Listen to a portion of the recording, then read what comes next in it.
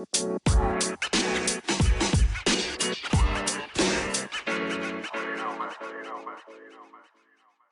everybody. This is Tremaine Wills of Mind Over Money, and I am your podcast host.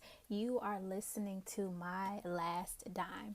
So, this is our very first episode, episode 1.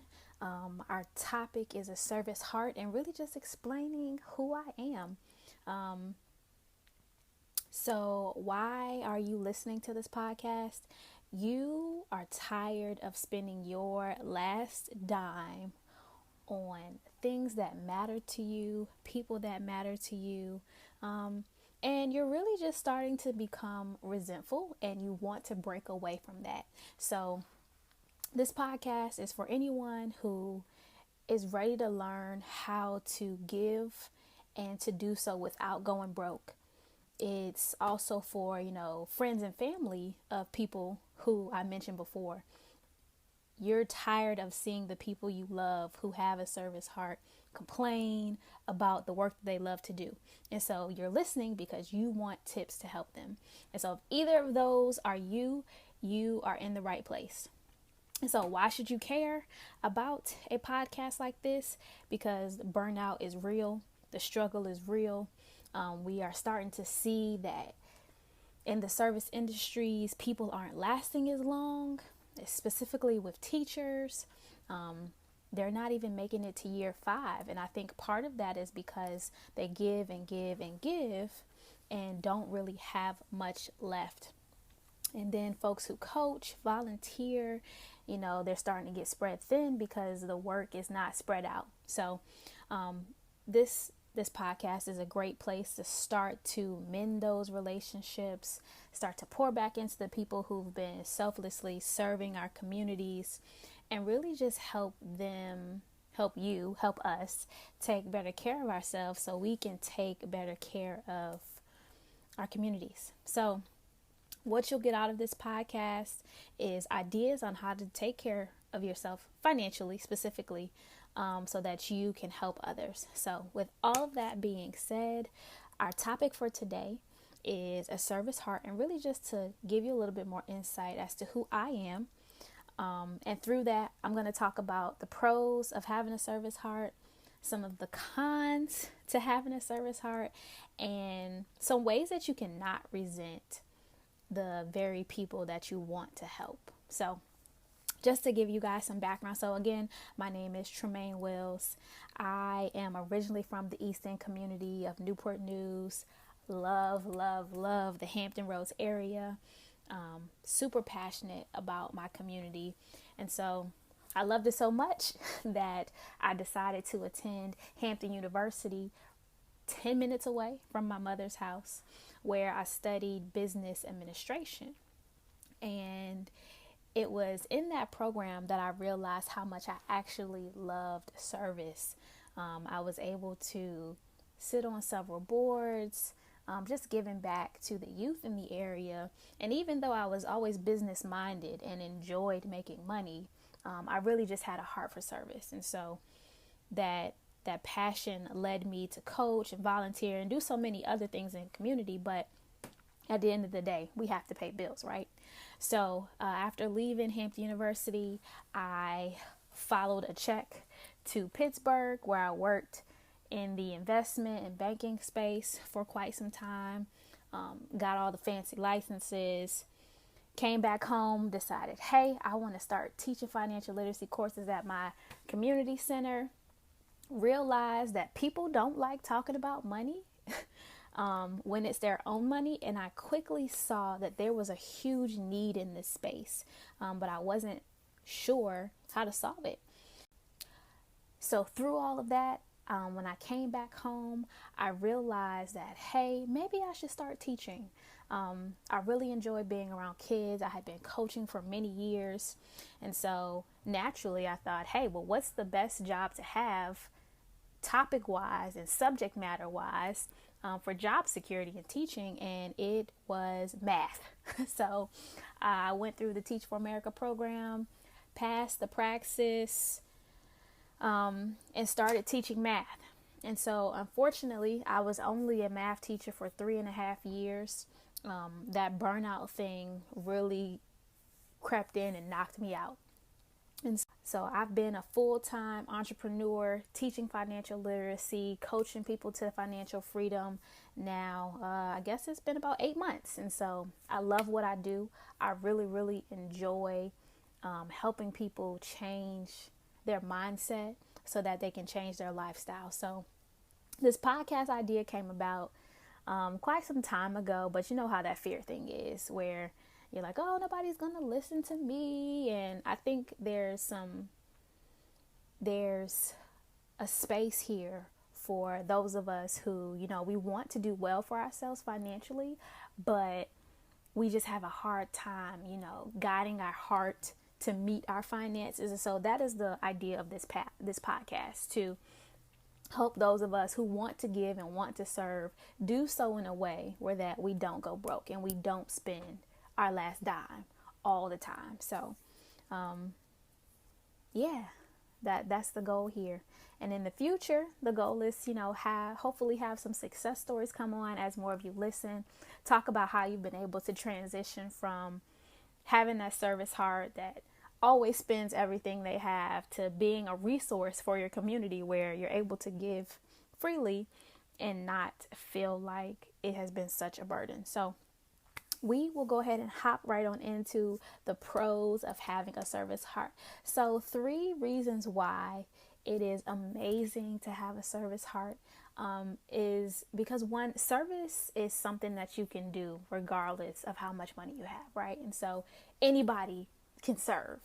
And so that's a cool thing to be able to do, because it doesn't matter where you are financially.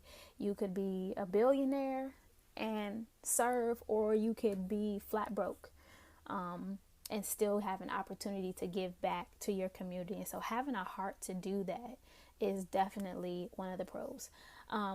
Another reason why having a service heart is a positive, a benefit, because it is easy to fill your heart. You can quickly, turn that mood around by volunteering, just for an hour and seeing the impact you make in somebody else's life. So definitely another positive to having a service heart. And then finally, having a service heart, I believe, just makes you a nicer person. Because there's something about giving that it's really hard to explain, there's a passion that many other things just can't feel. So 3 things that I think are pros to having a service heart. Now, we've talked about the good, the bubbly, the nice, fun stuff, but there are also some cons, some negative things that come with having a service heart. The first one is not knowing how to say no, right? So has anybody ever been there where, there's your schedule is already stretched thin, right? You don't get off work till 5. And then you're already coaching, already volunteering. And then a friend comes up, oh, I got this massive project I need help with. And of course you say yes, but you don't have time to do it. And so sometimes we want to be there and we want to help everybody, but we don't know how to say no, right? So that's one of the negative connotations, or one of the negative aspects of having a service heart. Another con is that because your heart is so big, sometimes you are willing to give every dime you have to see something happen, right? And so that giving nature, that giving spirit is amazing, but it's not good when you are trying to secure your own bag financially, right? So you might want to, save the world and give the last shirt off your back. But if you keep doing that, where are you going to be when it comes time to retire? And so that is another con that can be connected to having a service heart. And then finally, when you have a service heart and you're not very keen on understanding other people's motives, it can be easy to manipulate you. And this is the one that I want a lot of us who are listening to think about. just make sure that you check people's energy when they're asking you to do things. Don't allow people to use you because they know you will do for the greater good. So, just some things to think about, some things that could be negative for those of us who have a service heart. Now, the last thing I want to talk about is ways to not resent the community that you're serving. And so this is something that I had to deal with personally, because when I came home from Pittsburgh, from the job I was working, I immediately wanted to, take all the information I learned and pour back into my community. And how I started to do it was out of my own pocket. So I was paying for the facility to host the classes. I wasn't getting paid to teach any of the sessions. I was providing food and drinks, and all of these things cost money. And so I had hosted a 8-week, or I can't remember, 8 or 12-week boot camp. And so this was multiple sessions, that I was paying for. And it hurt me that people were not showing up for free financial literacy, and it wasn't sexy. It wasn't attractive. And I started to get, resentful that I had invested so much time and energy in bringing this knowledge back. And the truth is, had I not been so financially invested, I think I would have been less resentful and less upset, because it wouldn't have set me back as much financially, even though I was trying to help lift somebody else up. So some ways to kind of alleviate the financial burden off yourself when you are trying to pour into your community. And these are 3 that we're just going to, touch over briefly. As our show continues and grows, obviously we're going to have more details of stuff you can do, but these 3 are just to get you started. The first thing you need to do is to find sponsorships. You want, donations, in-kind donations, anything that will help take the financial burden off of yourself and spread it out amongst other people in the community that want to see the same result that you want to see. And so recently I was a part of an event in the downtown community, and I was able to leverage sponsorships to help separate that cost, so I didn't have to incur it all myself. And it felt so much better to not be forking out thousands of dollars, but to really see the community come in and support. And that's the thing I think we don't realize, is that there are people that want to see your passions, your visions come alive, but we don't ask, right? You don't have to do everything yourself. You don't have to be Superwoman. You don't have to be Superman. We just need to find people that believe, that have the financial resources to help us out, so we don't have to carry that burden. So that's the first way.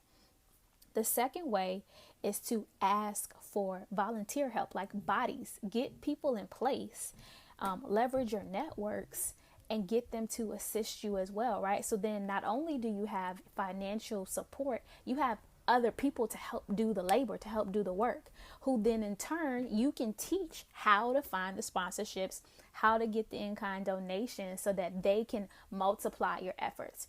Okay?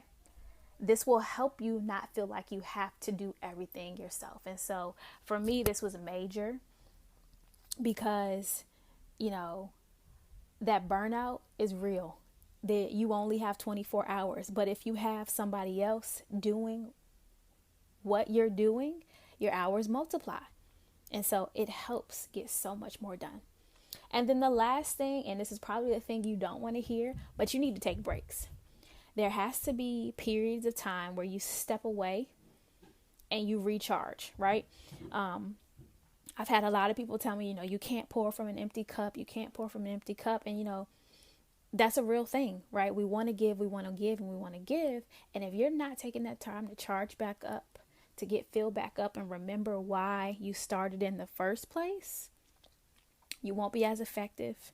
The energy won't be as high, right? That impact won't be there. You won't see the same results. So you have to take breaks so that you can step back and see the bigger picture. Why are you even doing this in the first place? Okay, so those are the 3 ways not to resent the very community that you're trying to serve. Okay, find sponsorships, ask for volunteer help and support, leverage your networks, and then take breaks when you need them.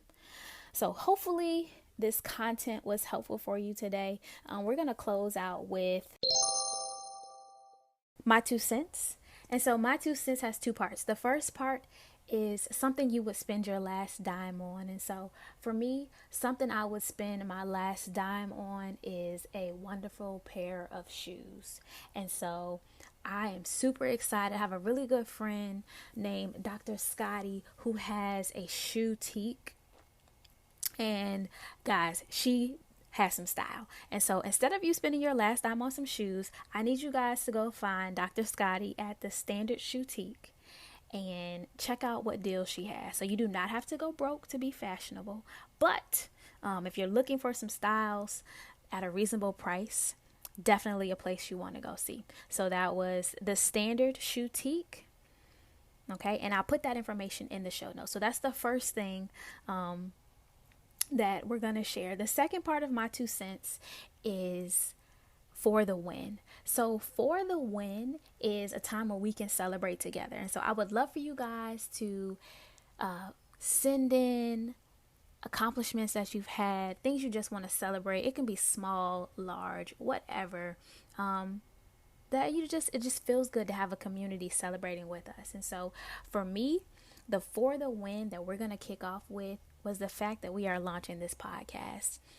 I went to FinCon Expo the first week of September and met so many amazing people of color in the personal finance space that just motivated me and really pushed me to keep pressing forward and to continue pouring back into our community. So the launch of this podcast is for the win. All right, guys. So hopefully you got something out of today's session. Any of the major things will be in the show notes. You can visit us at mindovermoney.net. The podcast specifically is at mindovermoney.net/podcast. If you're interested in learning more about the services I provide, you can check us out at mindovermoney.net. We are on social media. My personal handle is at Tremaine Wills on all platforms.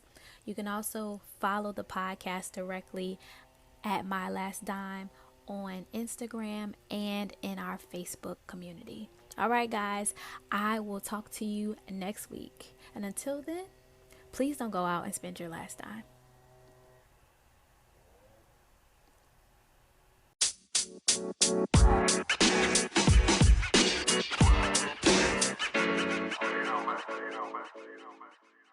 Hi, everybody. This is Tremaine Wills of Mind Over Money, and I am your podcast host. You are listening to My Last Dime. So, this is our very first episode 1. Our topic is a service heart, and really